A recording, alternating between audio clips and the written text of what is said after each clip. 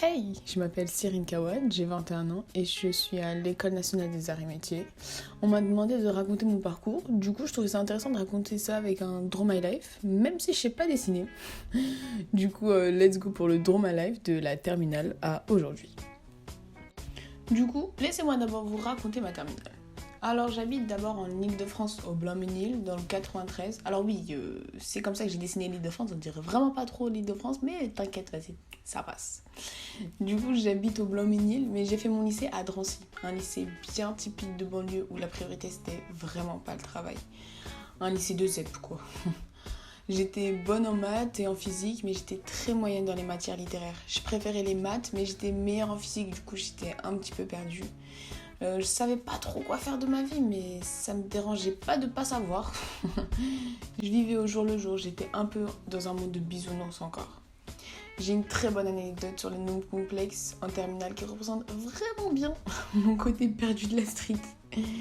Alors c'est simple, on était en cours, c'était le premier cours sur les nombres complexes. Le prof venait juste expliquer que i carré était égal à moins 1. Là, sûr de moi, et avec la plus grande conviction que j'avais, je lève la main et je demande « Après Z, du coup, monsieur, on fait comment ?» Là, tout le monde se demande « Mais qu'est-ce qu'elle raconte, wesh ?» Et là, fière de moi, je spécifie mes questions par « Puisque i carré égale moins 1, j carré égale moins 2 et k carré égale moins 3, alors arrivé à Z, on fait comment ?» Là, il y a eu une explosion générale de rire. On m'a expliqué après que j'étais vraiment conne et que j'avais vraiment rien compris au nom complexe. Du coup, ouais, je savais pas quoi faire de ma vie, j'étais perdue et je connaissais pas grand chose. Et c'est ma grande sœur qui m'a fait découvrir la prépa. Alors c'était un monde pour moi un peu fou parce que je la voyais trimarder, galérer, je la voyais pas dormir et je me suis dit mais attends c'est quoi ce monde? Et je m'y suis un petit peu intéressée, je regardais un peu et ça parlait que de séries convergentes, d'intégrales, de PSI, de PC, de je sais pas quoi, de je sais pas qui et je comprenais rien. Mais j'étais ultra curieuse et je me suis dit pourquoi pas y aller et c'est ce que j'ai fait. La prépa, quelle histoire. J'ai choisi moi d'aller dans une prépa de banlieue parce que les profs sont beaucoup plus proches de toi, on est 30 par classe, on n'est pas 50 comme à Paris. C'est la même exigence parce qu'à la fin on passe tous les mêmes concours, mais c'est une aide qui est beaucoup plus différente. Du coup j'ai décidé d'aller en banlieue. Du coup j'ai fait ma prépa en banlieue, au Rincy. C'est vraiment une ville de bobos parisiens qui ont juste la flemme de vivre en ville. Du coup ouais c'était cool. Ouais c'était cool. J'ai passé 3 ans en prépa, j'ai fait une 5,5. 5,5 c'est refaire son année parce que oui, en prépa on dit pas redoubler mais on dit refaire son année. Quel ego. Mais il y a une chose spéciale en prépa, c'est l'école. J'étais au départ traumatisée par ce mot parce qu'on m'a vendu ça comme la mort. Bon c'est un peu ça, mais je trouve qu'on apprend tellement de choses pendant une colle. En fait, laissez-moi d'abord vous expliquer peut-être le déroulé d'une colle. Alors une colle en fait c'est 3 élèves qui passent au tableau sur une question de cours et un exo face au prof. Et du coup, le prof, il est complètement à ta disposition pendant 1 heure. Tu lui poses toutes les questions que tu veux, mais c'est surtout que tu es beaucoup en PLS face à lui. Mais c'est vraiment une bonne expérience d'apprentissage. La prépa, c'est difficile. Faut le poser, faut le dire.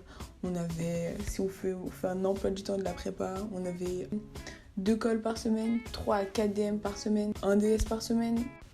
Et faut pas se mentir, quand on vient d'une prépa de banlieue, on n'a pas tendance à viser les mêmes écoles que les autres prépas. En fait, les concours, d'abord laissez-moi vous expliquer comment sont divisés les concours. Les concours sont divisés en 5 banques d'écoles. On a le Saint Graal, c'est l'IX. L'IX c'est ENS, l'école normale supérieure, c'est de là où sortent tous les profs de prépa. Et Polytechnique, vous savez ceux qui défilent le 14 juillet, on connaît tous, yes. Donc ça c'est le Saint Graal. En gros c'est les 15 meilleurs de France. Ensuite on a Centrale, c'est de grosses écoles. Très bien classé. Ensuite, on a les mines, aussi assez connues. Ensuite, on a la CCP qui est aussi devenue CCINP. Bref, c'est les CCP. Et ensuite, on a E3A. Alors, E3A Miskin, c'est genre les écoles que tu peux avoir après le lycée. Du coup, frère, t'as fait 3 ans, 2 à 3 ans de prépa, mais que pour rentrer dans une E3A, c'est difficile. Le problème, c'est qu'en banlieue, on a tendance à viser E3A, CCP, mines et dans mine, en fait, mine peut se diviser en petite mine et grande mine. On a tendance à viser que petite mine. Et voir grande mine, si vraiment on se chauffe, mais on n'a pas tendance à viser grand-chose et je trouve ça vraiment dommage. D'où qu'aujourd'hui, moi, je suis aux arts et métiers et que les arts et métiers, c'est dans une centrale.